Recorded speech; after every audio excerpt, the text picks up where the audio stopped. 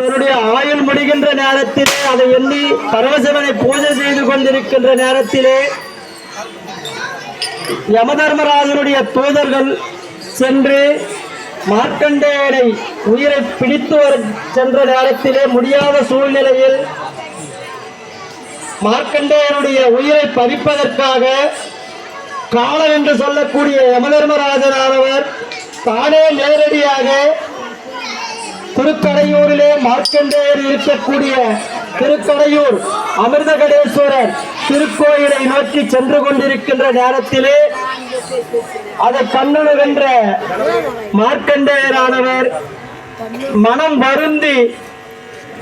தன்னை காக்க வேண்டும் என்று பரமசிவனை நோக்கி துதி செய்கின்ற பாடுகின்ற ஒரு பாடல்.